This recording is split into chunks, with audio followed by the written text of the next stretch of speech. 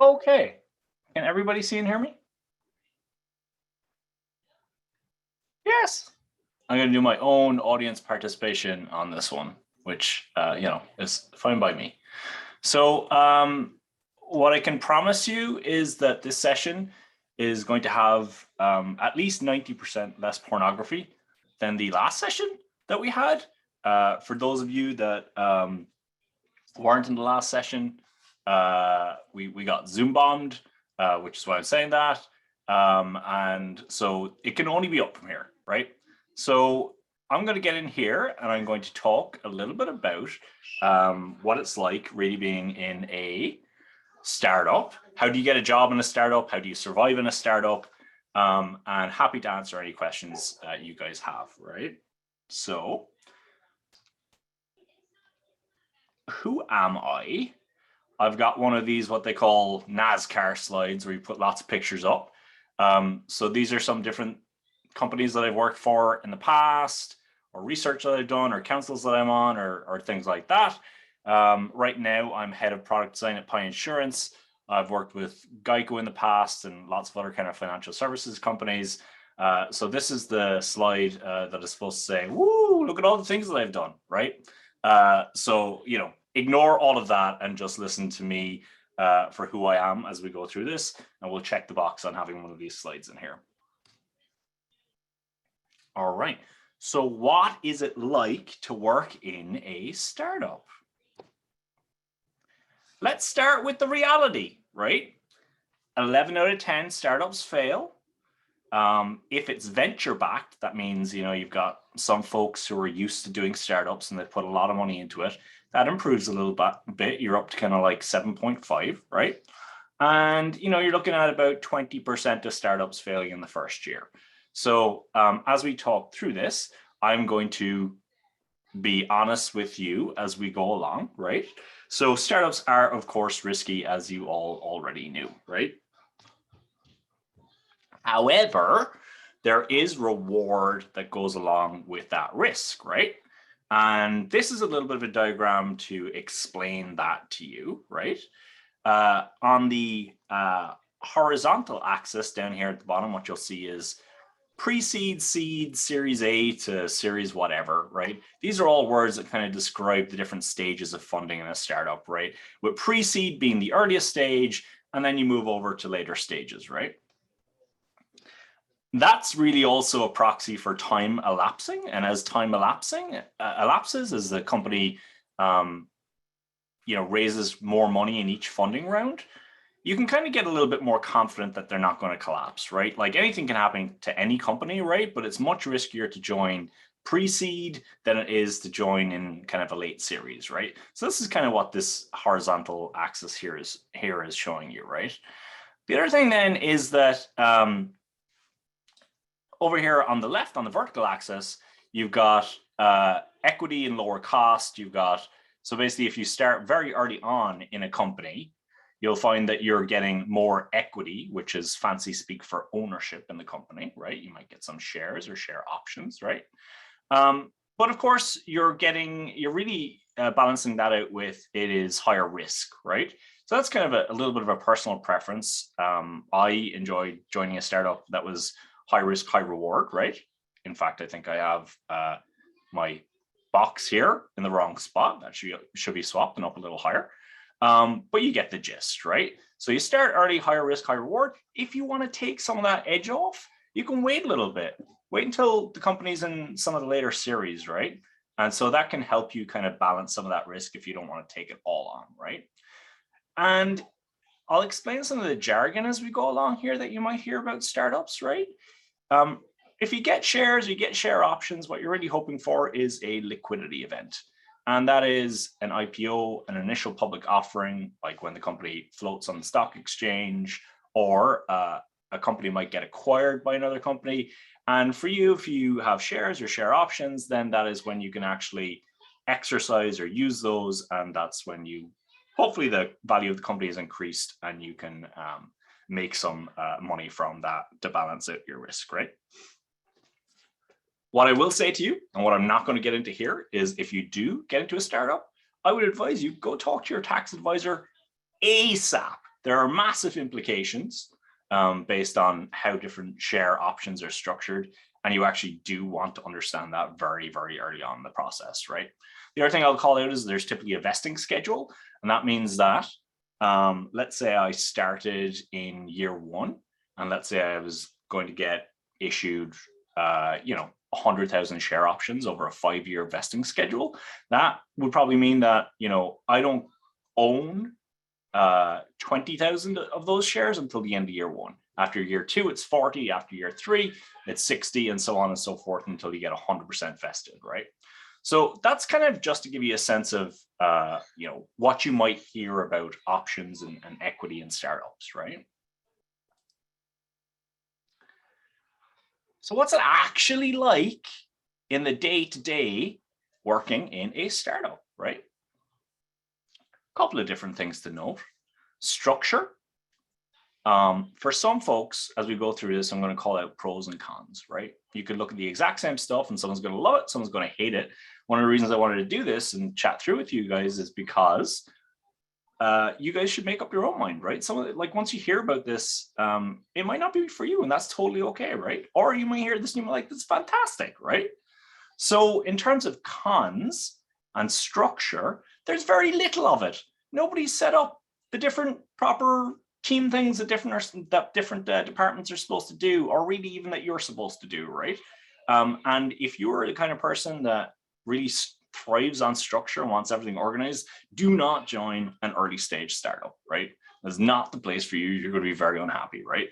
But if you like that, you like a little bit of chaos, and you like defining the structure, right? You can start, guiding the organization as it builds out, then it can be a great place for you, right? We're also going to talk a little bit about resources.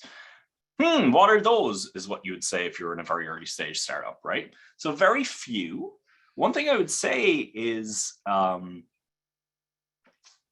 what is very helpful, or I found very interesting as a process as part of this, is it really helped me to hone having an MVP mindset, minimal viable product mindset, as a UX person, right? So I had to think each time, what is the least that we can do to deliver the most amount of value? And I found that to be a very helpful skill set to have, right?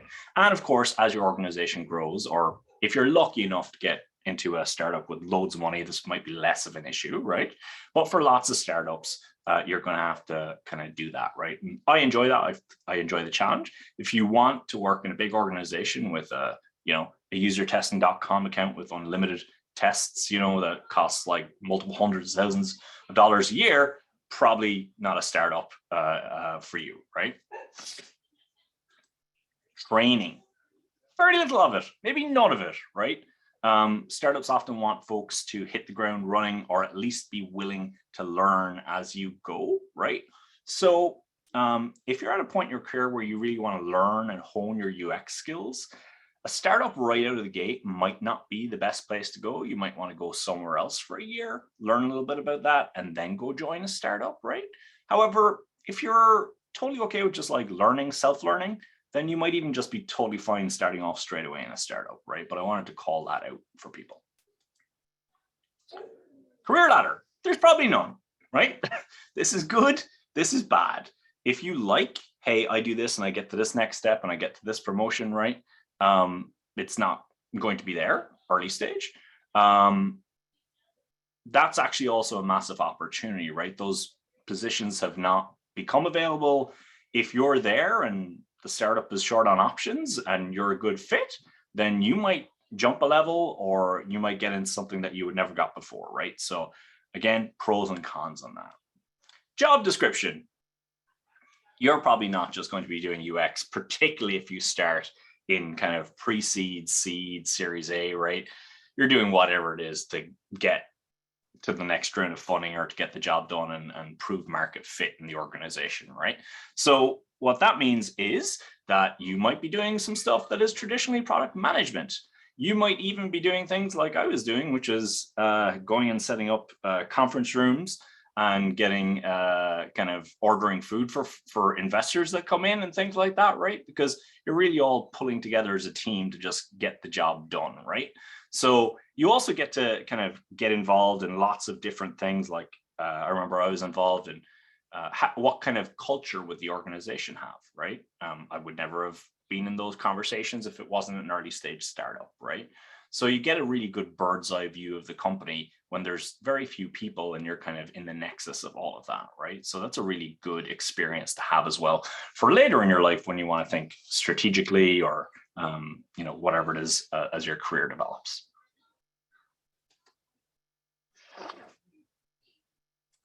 So startups, how would you actually go about landing a job at a startup?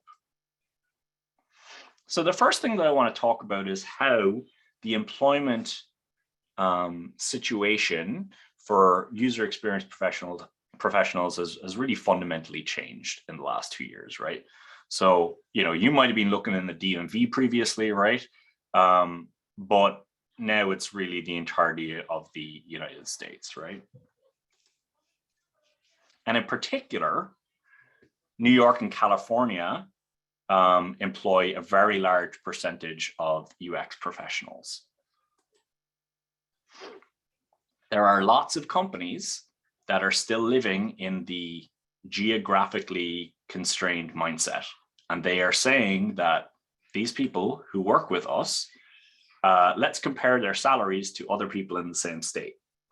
However, the reality is, as a UX professional, that you can go and apply to many remote jobs in different areas.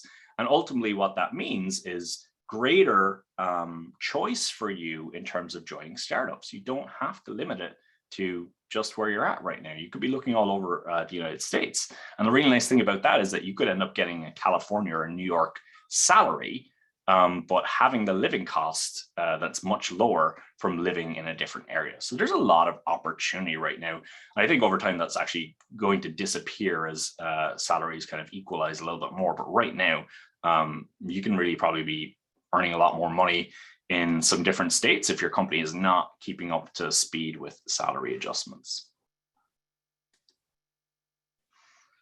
All right, how do I get one of these jobs at a startup? So the first thing I'm going to do here is I'm going to give you a little bit of a tour of a site called Angel Co. So let me see if I can pull this up here real quick. Oh,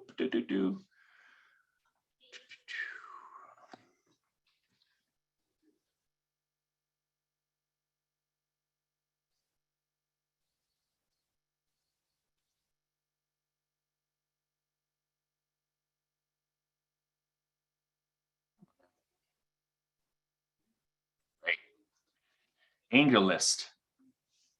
So this is a website specifically for startup companies, right? So I create my account, I log in here, and now I can take a look specifically at companies that are startups, right? Here, I'm going to search design manager, Rockville, or, include remote jobs because I want anywhere in the company. Full-time is what I'm looking for. I've got 156 results here, right? The nice thing here is you can also go in, you can filter. So you can filter by salary if that's available. Equity might be very important to you. So you may want to mess around with that and make sure there's at least some, right?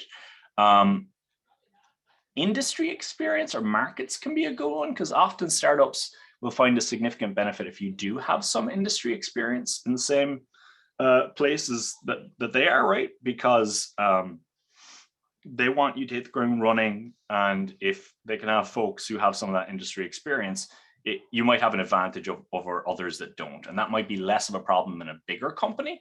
And it's certainly not something that's going to be a blocker in a lot of startups for UX, but it's something to call out that if you were choosing between different places you want to work, you might have a little bit of a leg up if you have some industry experience. So that might be something to play with. And then company size, like what do you want out of your experience? If you're in like 1 to 10 employees, you're the only UX person, right? 11 to 50, you're probably still only the only UX person. If you're very lucky, you might have 2, right? 51 to 200, sure, you might be getting another UX person in there, and 201 to 500, maybe you're getting a bit of a team at that point, right? So you can get a sense of like what you're comfortable with or what you would like.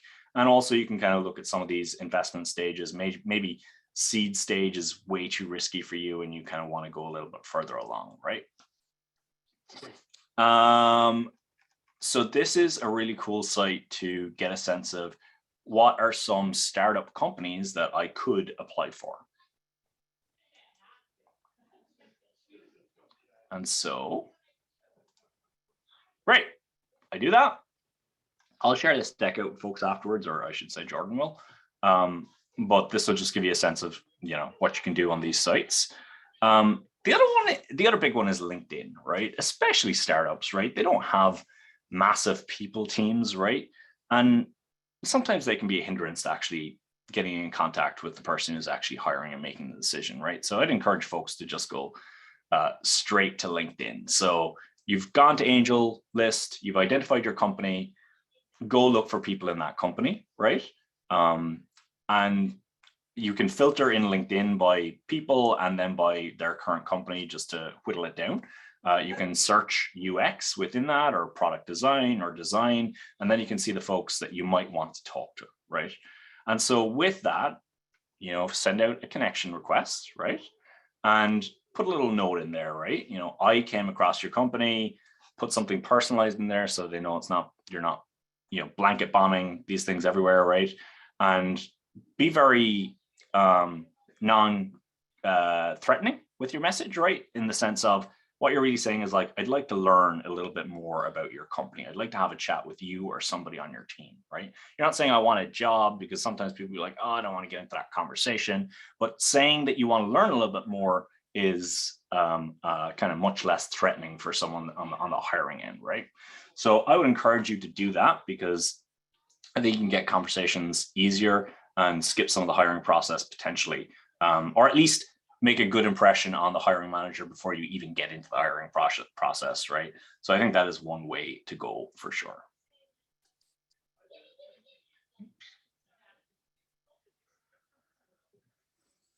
What are UX hiring managers looking for in a startup? This first one obviously depends on your product, right? If you're, I don't know, if you were working in BuzzFeed or some news site or some entertainment website in the early days, interaction design might not be as important as, say, visual design. Maybe there's more of a focus there. But in a lot of startups, interaction design is super important, right? Look and feel is great, but you can get to a certain point and it's got a law of diminishing returns for a lot of businesses, right? What you really need is that the site works, right? Or your digital experience works. So interaction design can be very frequently the first hire that you make in a UX team, right? So make sure your portfolio shows that. Show transaction flows, show controls on the website that involve interaction, anything that you have. That would be the stuff up front for many startups, right? Other things, great, right? It's not easy. Startups go through hard times, right? They're looking for someone who's not going to cut and run. They're looking at someone who's going to push through challenges, right? Like a lot of stuff is not going to be fed to you on a spoon, right? So they're really looking for someone who's able to handle adversity, able to maybe handle some conflict within the organization.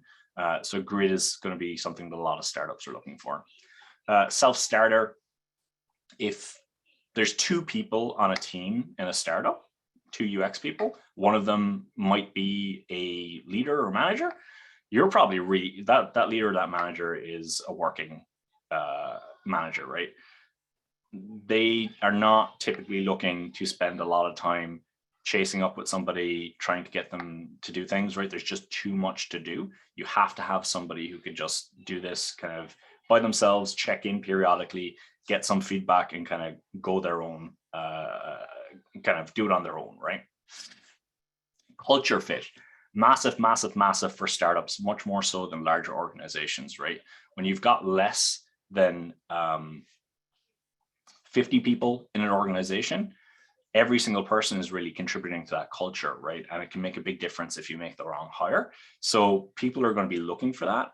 If you're in any way able to talk to somebody in the company, like you can reach out on LinkedIn to people who work on the company and just ask them to learn a little bit more about it, right? Not even hiring managers, right? Or not even UX, could be anyone, right? And a lot of people are willing to do that. Learning what type of culture the organization has can be really helpful, because then you can kind of reflect that in your interview, or you could decide that it's not a fit for you, right? But it's culture is really important at the beginning stages of a startup, right? Other stuff then is kind of like, do you have startup experience? One of the concerns that people in startups have is that they hire somebody who's not really prepared for startup life, and some of the things that I've talked about, like less structure, things like that. So often they will be looking for people with some startup experience. Doesn't mean you have to have it, right? For sure. But again, that's something just to call out. If you do have it, it's worth upfronting, because that can be kind of a green flag signal for the hiring manager. And we talked a little bit about how, if you're in a similar industry, that's certainly something to upfront as well too. Okay, we're going to talk a little bit about due diligence, and what that is doing your homework before you join the startup company, right? Now, we just talked about how startups are risky, right? The last thing that you really want to do is not have researched the company, get in there. Maybe you left another job and you find out, oh no, this is not the right place for me. So what we're going to talk about next is, how do you actually research a startup to kind of get a sense of any potential warning signs, right? Surprise, the first thing I'm going to say is go Google it, right?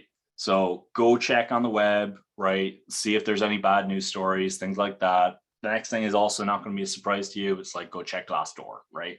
So Glassdoor does reviews on companies. You certainly want to check that. You really might want to check, if there's enough people in the company, you might want to check a specific department like UX or product design, right? And then the next one I'm going to spend a little bit more time on, which is LinkedIn, right? So on LinkedIn, you can look up people in a company, and you know what? I'm just going to go through and I'm going to pull up an example of this as we go along. I will show you how to do this.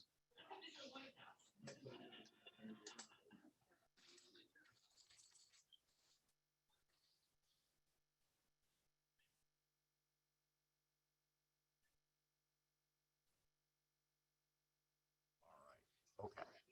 So let's say I want to do, here's what I'm going to do first. I am going to click into this box, hit enter, and it'll bring up the more advanced search functionality in LinkedIn. I'm going to want to search for people, right? And I'm just going to, in this example, I'm going to want to look at founders. So I'm going to do, let's do this.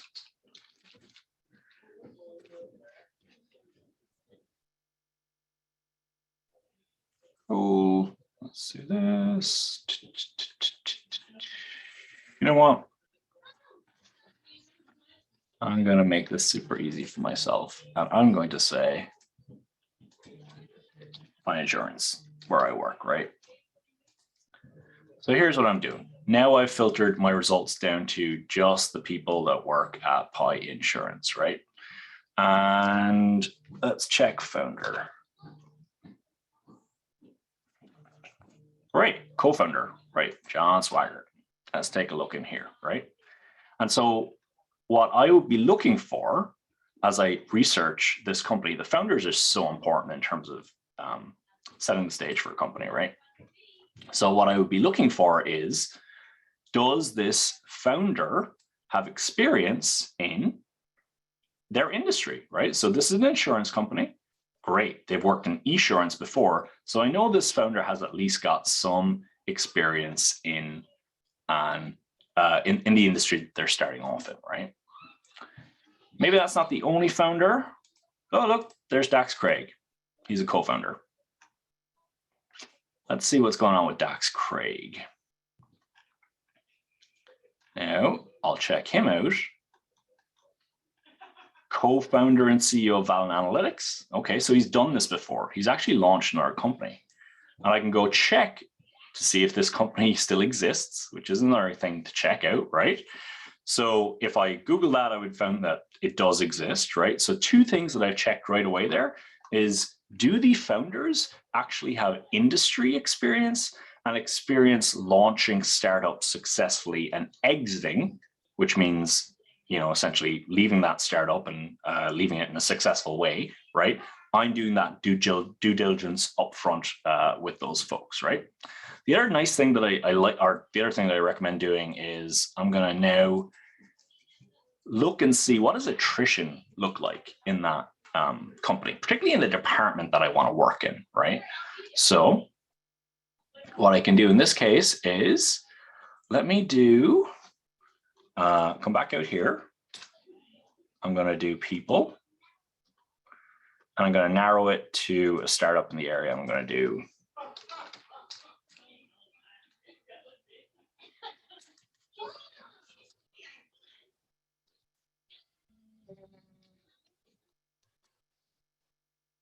there we go. All right. Startup in DC area. Cool. Great. What I'll also do here is I'll change my filters. And I'm looking at current company. What I'll want to do is I'll want their title to be, I want to only look at the people who are UX or design, right? So here I can do this. I can get a sense of, cool, we got a couple of UX people here. Sometimes you want to look through the results to make sure it doesn't pick up something irrelevant, right? People have different titles, so you might have to play around with this a little bit to get a sense, but it is certainly worth the time.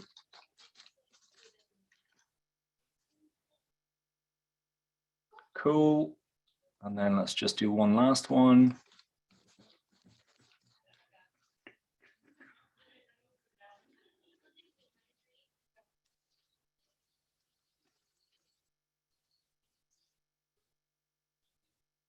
All right, cool. So we know that there's like, you know, about probably 3-4 people working in this company from a UX standpoint, right?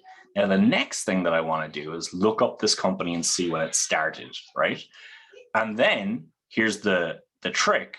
You actually want to, this is current company. I want to get rid of that. And I want to look for past company, right? Which is an option down here.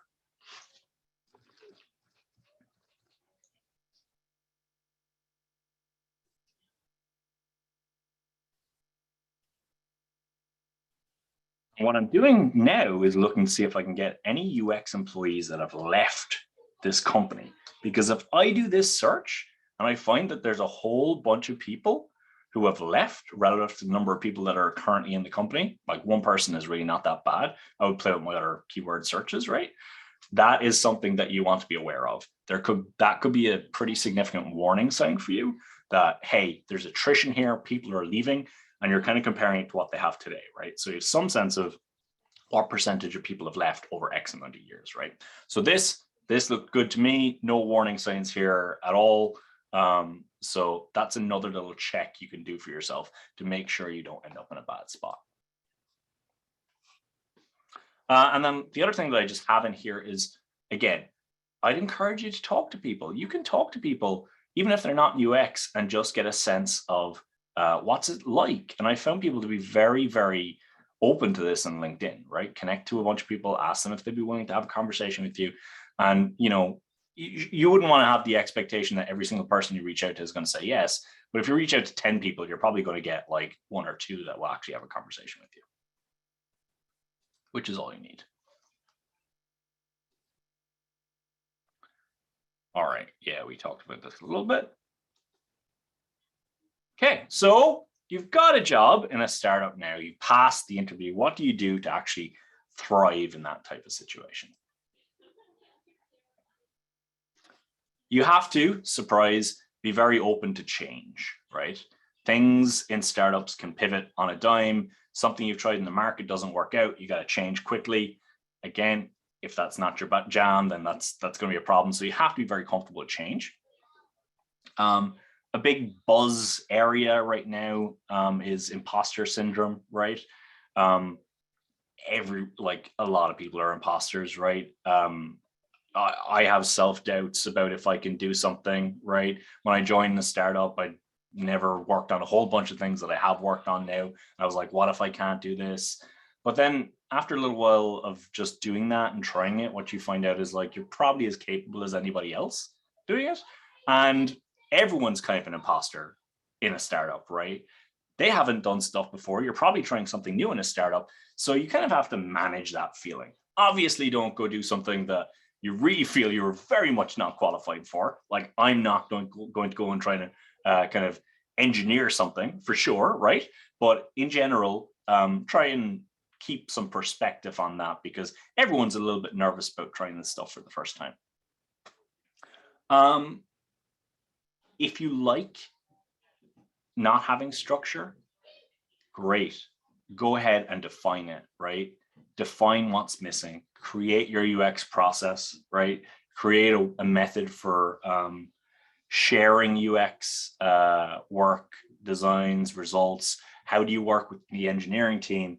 Putting those things in place and putting them in at the right level of the evolution of the organization is really helpful, right? So you don't want a super detailed process when you've got like only 3 or 4 people, or 3 or 4 people you deal with, maybe 3 of them are engineers, right? You don't need something. You're probably just like working with them at a desk or on Zoom, right? So you don't need like massively detailed process. But as you scale and as that need grows, if you define it as you go along, super great experience for you and super needed by the organization. So there's a lot of opportunity to control and kind of influence how UX evolves.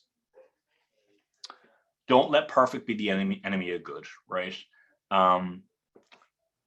This again, I've seen be an issue for some folks, right? You do not want to be looking at a design and tweaking this, that, and the other when you need to get something out the door and test it in the wild, because like hundreds of millions of dollars worth of funding depends on it, right? Or you don't want to spend, 50% of your time kind of doing diminishing law of returns work on your designs when you could actually maybe get another design in and complete it and be more productive, right? Goal flexibility, right? So one thing in a startup is sometimes you will have goals for investors. You need to do a certain thing that you promised to reach this next funding goal. It may not 100% align. It should align, but it may not always 100% align with what you would do without having investors, right? But you do need to make sure that you are living up to their promises in order to get the next funding round, right? So what you don't want is someone that is like super UX focused and doesn't, maybe they want to do the best thing for the customer, but they're not willing to ever negotiate on that, right? Sometimes you will have to do that for business needs, for investor needs, for all sorts of other reasons. You have to have that global view of optimization in a startup. Learn how to make a business case, right? Think about how many sales will this get us? How much time would this save us, right? That's the type of mindset in a startup that is very beneficial, right? You hear 2 different terms floating around the industry right now: UX designer and product designer. In many ways, in reality, they're interchangeable. But technically speaking, a product designer also considers the business needs in addition to the customer needs, right? And so that is a very helpful mindset to have in a startup, because, as I kind of referenced a little while ago, you don't want someone who's like super hell-bent on the customer and it's not going to be a design that's profitable or time effective for the organization. You really need to balance that in a startup, because you just don't have the same latitude for error as you might have as the company grows and has more money, right? You need to make sure you're also considering designs from a business perspective, right? Please don't take that as, don't put the customer as the main thing that you're trying to do. Rather, I'm just saying, hey, make sure that you're considering the business as well too when you're in a startup. So be a product designer is my advice on that. Business case, we talked about that a little bit. I want to just explain what a good business case or a bad business case looks like, right? A bad business case would be, hey, this design or this product that I'm working on is going to significantly increase revenue. What does that mean? How much is it going to increase revenue? We have to prioritize this. Is it a little bit or is it a lot, right? Better use cases will be, or business cases would include things like revenue will increase by X dollars. Average time for this task will decrease by X amount. I'll save X amount of money. And you don't necessarily even need to do this yourself. You can partner with somebody in the business who might know more about this than you, but having that can be super helpful to make sure projects and initiatives get prioritized accordingly when prioritization is just so important in a startup with fewer resources, right?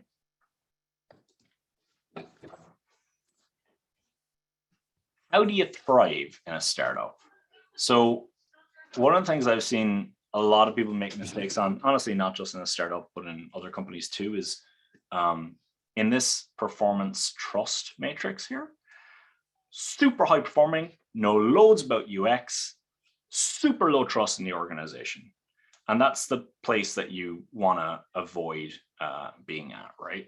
So some of you might have heard of Simon Sinek and some of his conversations around this, right? When you're starting in an organization, you kind of want to earn that trust as you go, right? It really matters. Your people skills matter a lot because there's so much on the line for a lot of people. You kind of got to get to know them.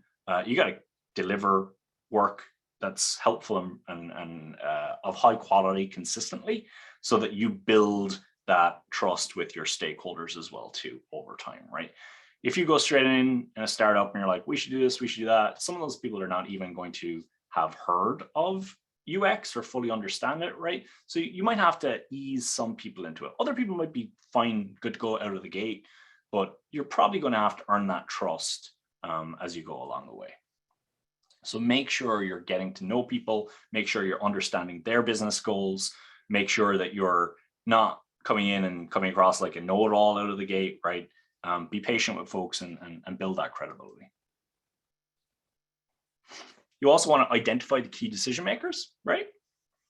So cool, here's an organizational hierarchy chart. CEO, that's the key decision maker. No, probably not. Actually, for this project I'm working on, maybe it's the chief marketing officer, chief information officer, and chief product officer. More often, it's something crazy like this, right? It's like, actually, I need to go chat with Bill, who's an analyst over here, and CEO's best friend, because he has a lot of sway, and CMO, and chief revenue officer, he needs to have context for this thing. Maybe he doesn't need to decide, right? And actually, you know what? I need a side meeting with the CEO just to make sure that he, or she doesn't kind of blow this up, right? So you have to do that, right? You learn that as you go along if you want to be more effective in a startup and in your UX career as a whole. A good question here is, okay, cool, Kevin, how do I do that? How do I find out who these people are? Well, luckily, you have all been trained in the UX field with great observation skills. Just watch. You'll learn it over time in meetings. Who's actually making the calls? Who are the people like? If there's 20 people that could be decision makers on a certain project, you'll probably learn over time that there's only 2 or 3 of those people that you really have to get on board first, right? And then understand their needs. They probably have really good, important needs if they're that influential, right? So understand those and your life will be easier and their life will be easier. And so we've talked about this a little bit, but basically as you grow over time in your career, your people skills are going to become more important. I would say they're even more important in a startup than they are in a larger organization because there's just so much riding on the whole company kind of being successful in the early stages, right? Another thing that's important in a startup is this concept of integrative thinking, right? You're often trying to get different departments or different stakeholders to align on a concept, right? Maybe some people are lucky enough to have product managers that do this for them. I would say this is a skill that's valuable for every UX professional as well too, right? So you might need to understand what sales wants from this new project, what product management will want from this new project, what customer service will want from this new project, and what engineering wants from this project. And you are trying to maximize the value for all those folks in this area here. You might not be able to maximize it for all of these groups all of the time, but you do want to seek to understand, because you are kind of really the bridge that's bringing these folks together. And you're trying to, in the very early stage of the startup, form all of these understandings and co-alliances between these kind of different groups and departments so that your product can be successful, right? The other thing you want to do this for is you want to make sure that, especially if it's a complicated project, that you don't design something that's going to have some pretty significant negative downstream impacts when you put it out to market, or you find that out just before you want to go to market. This is my audience participation question. So let's get that. We talked about this. One of the last things I'll kind of leave you with here is these are 4 phrases that I've found to be quite helpful in my career, but particularly at a startup, right? Based on X and Y observations, I hypothesize we should do something, unless there are any objections. In a startup, you're really trying to move quickly. You want to get decisions, you want to move forward, right? So what this phraseology does is it emphasizes hypothesis. So that doesn't make me come across like I definitely know what I'm doing, so that someone can object to it, because I probably don't. Most of the things that we do are hypotheses, right? And you're also saying, unless there are any objections. So it's like we are going this direction unless somebody tells me otherwise, right? Because when you ask, should we go this direction, you're looking for everybody to provide positive input, right? So you can start creating momentum on your design projects, right? Next one, as a next step, we'll meet by X date to determine next steps, right?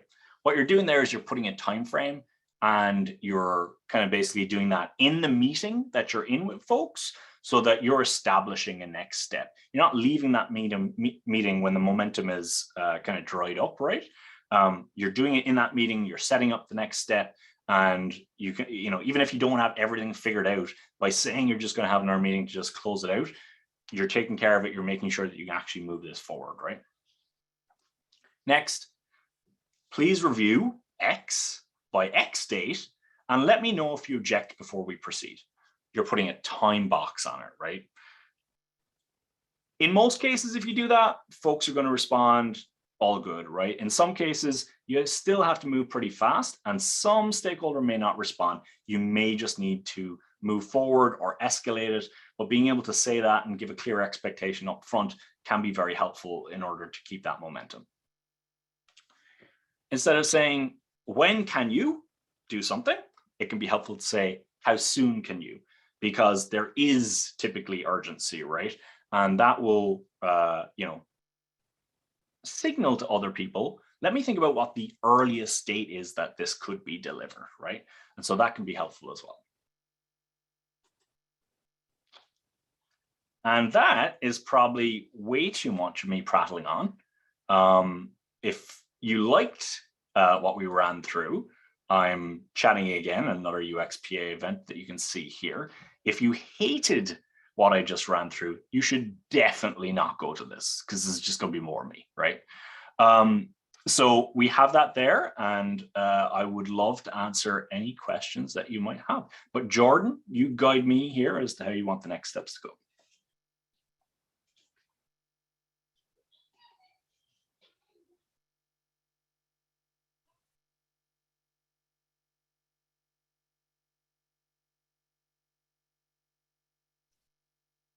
I will.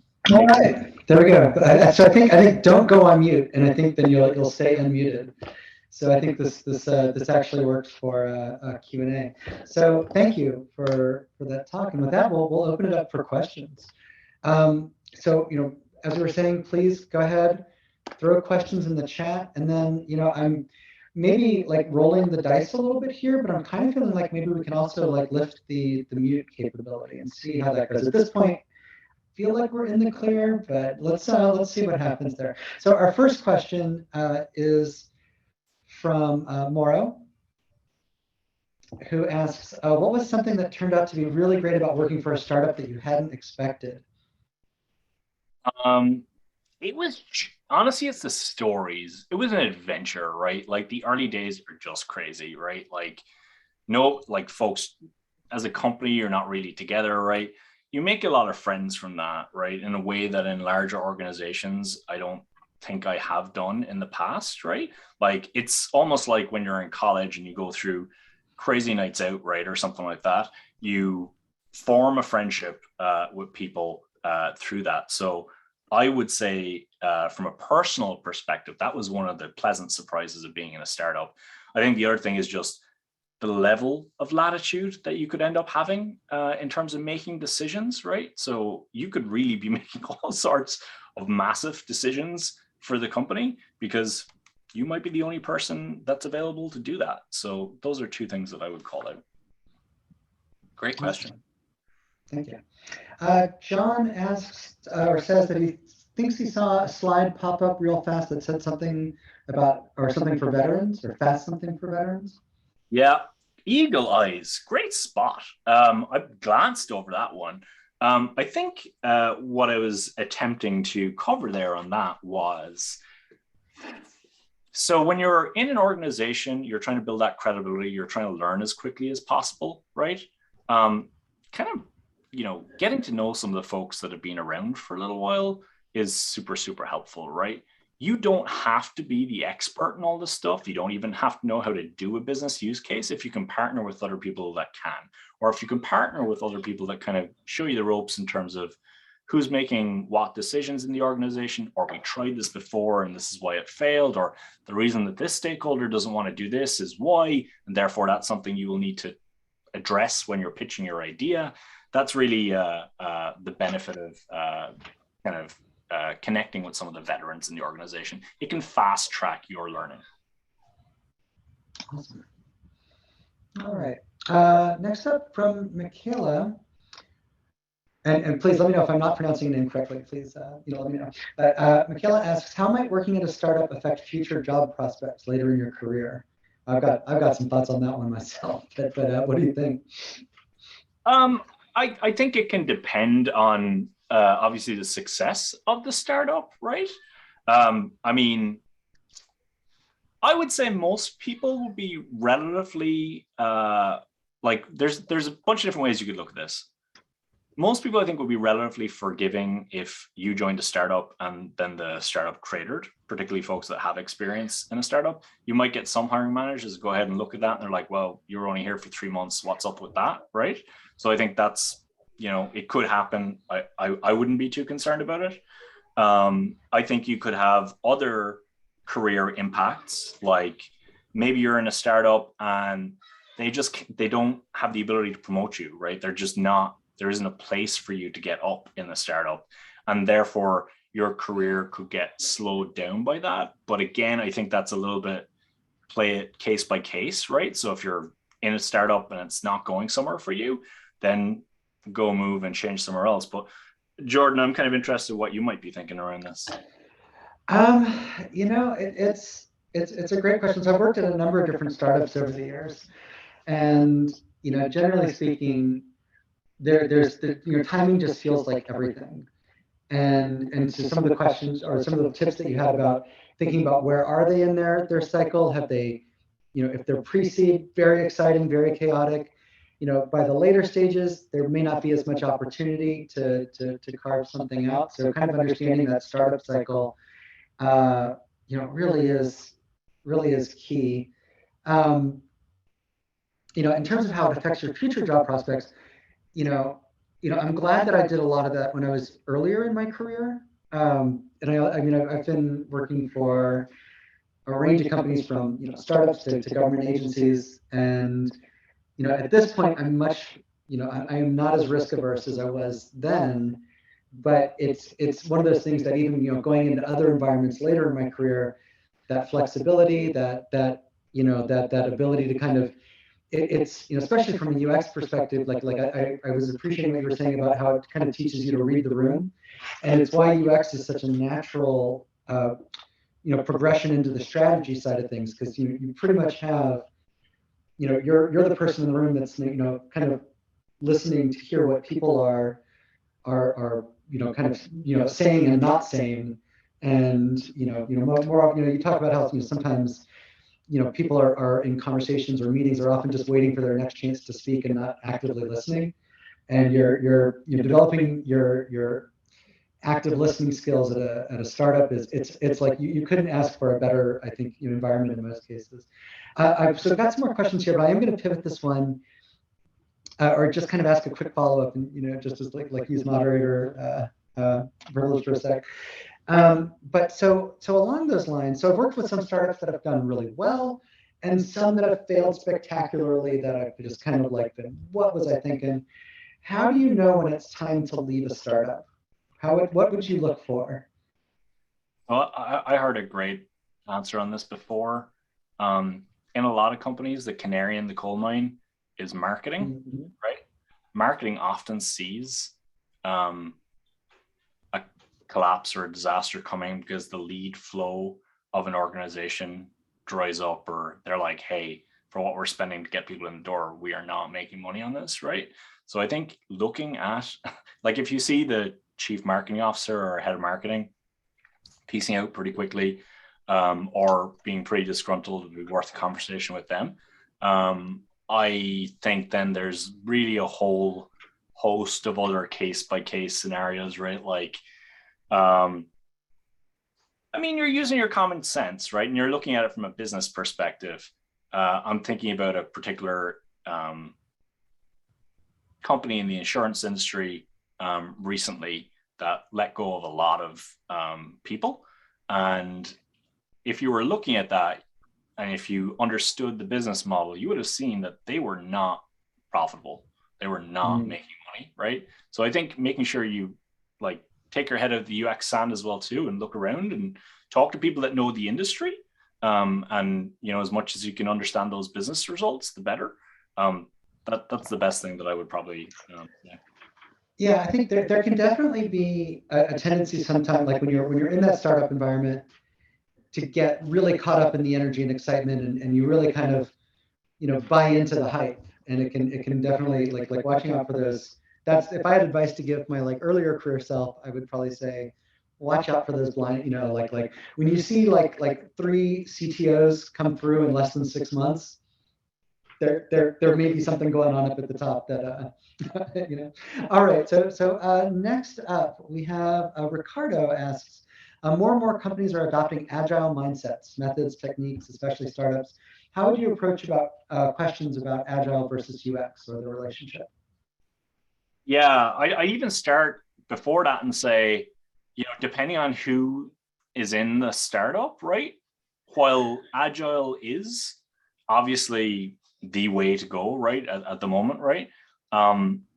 You might find, and this can be good to ask about in your interview, the attitude of folks in the startup towards agile, because you might even find that you have to do a little bit of persuasion to get people on board with agile if they don't have enough people in product or UX that actually influence that.